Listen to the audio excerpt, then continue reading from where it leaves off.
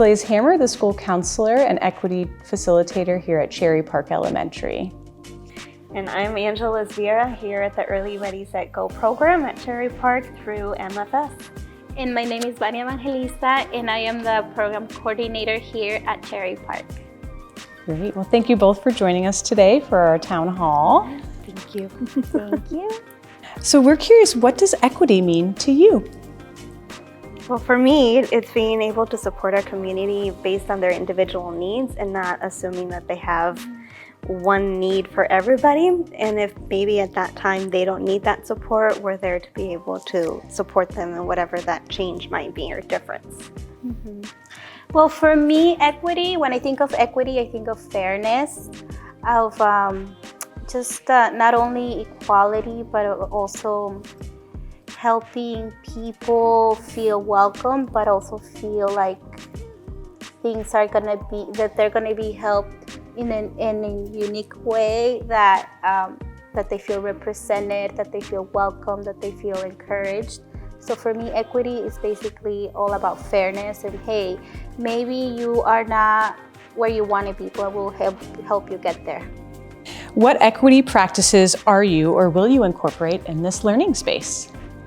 Well, we've been trying a lot to provide not only a welcoming place, but also like a place where families and the children can really feel like they belong. We've tried to incorporate like lots of books relating to race and inclusion, diversity. We try to celebrate diversity in various forms. Like, we're always wanting to know about our families. The way that this program works is that we try to connect with the families and really showcase their culture. We recently have, it's not just for like Latinos or white people, the program is for everybody. So we try to recruit people from all backgrounds. And for example, right now we have like Western African families, families from Nepal, from Vietnam, from China. So we really want to celebrate their diversity and what they can bring to the class. And for example, we've been having for the last 2 years, right? A Lunar Year celebration that we have, and we're so happy because we just want to learn about their culture and how they celebrate that big holiday out there in Asia. I think it lasts for like 2 weeks, so it's a major holiday. And since we have these families, Asian families, and also other educators from our program that are Asian, like we feel like we should celebrate who they are, and also showcase their culture with the other families that don't know anything about like that culture. And also in some of our classrooms, we say hello in the various languages that we know are in that one setting. Or also, it's the Ready, Set, Go. So that one's the 3 to 5 year old class that I've seen that happen, and we're trying to do that too. We just have to learn it. But we want to use the board too that we have in our classroom to set up the different words, the different languages, pictures of them, but pictures of different ways that they can help their children too. And it's not the same for everybody, but we're there to support them as well too. That's awesome. And at the end of the day, we want to have families succeed. I think that's one of the David Douglas School District's Equity Lens plan, student achievement. So we just want to support everybody. We have kids that are not meeting their ASQs, which the ages and stages questionnaires that we do for them. Yeah. We do them twice a year, so we know where they are physically and with their growth and their milestones. And they're not up to where other children at their age level. Yeah. We will either have them go to their doctor or wherever they need to get that extra support too, aside from what we provide here in the classroom. That's awesome. That's a great home-to-school connection. Oh yeah, and so if we see that a child is behind in their ASQs or their milestones, developmental milestones, that's where we refer to the NVCP. Yeah, and when we have those children that are having those challenges, for example, if they're on the spectrum, we really try to accommodate what their needs. And right now our program is only allowing one adult per child, and we have a family that the child is on the spectrum, and we try to help them be here by also letting the grandma come and join us. And all these things we do so we can really help them with their achievement, with their success, with their early learning. And we see the results, how the child is connecting more with his caregivers, with us, with the children.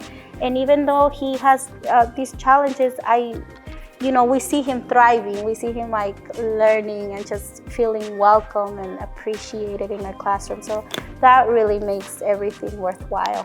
Yeah. You mentioned the equity lens. How do you include the DDSD equity lens when making classroom decisions? Oh goodness, that's a really great question. And I think that I would say celebrating diversity, celebrating who they are, understanding that people have challenges, that they come from different socioeconomic statuses, their backgrounds, their race, their ethnicity, their gender. So we just want to be as welcoming and as accepting as possible, and understanding that everybody has the same opportunities. But we're here to help them be where they want to be, and that's one of our main goals as early childhood educators. And how about you, Angeles? Can I change the question on you? Sure. There was a race-affirming question. I'm not sure how exactly it was phrased, but for me, I feel like if the staff also, there's not only with the children, because there's a big diverse group of kids in the school too, I've noticed, and even in our program, that happens as well.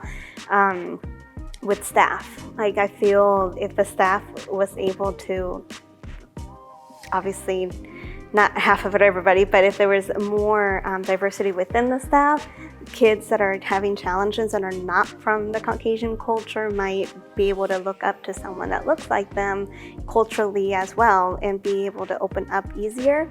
I think I've seen that there's one kiddo that nobody unfortunately spoke his language of the adults, and it's heartbreaking to see them trying to stay here, but they can't, because they can't communicate with you, or some other challenges they might have. But having somebody that does look like them culturally and also can speak their language helps them, and hopefully get rid of those challenges or work towards making them go away. Yeah.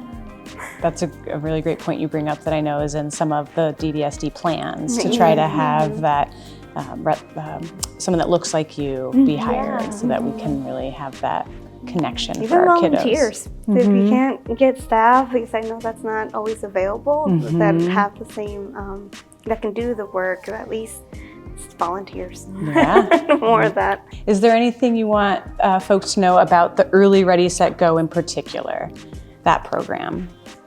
Absolutely. Well, there are many things, but one is that this program is for everybody in the community, for not just for the David Douglas School District, but anyone that lives in Portland and in the Oregon State, that they can get registered.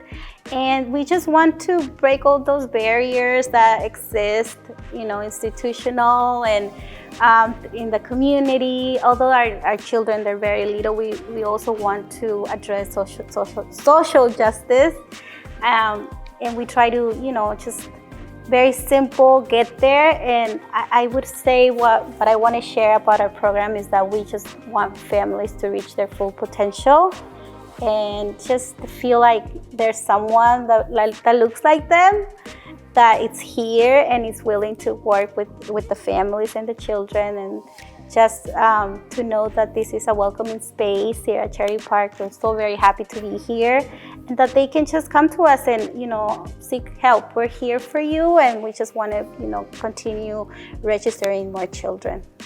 And we also offer parenting classes. So there's a program called Making Parenting a Pleasure. And we do that program that class is for about an hour and a half every 2 weeks for the parents aside what we do in here in the classroom and trying to model for the parents how to engage with their children and get them to also have that social interaction with other kiddos.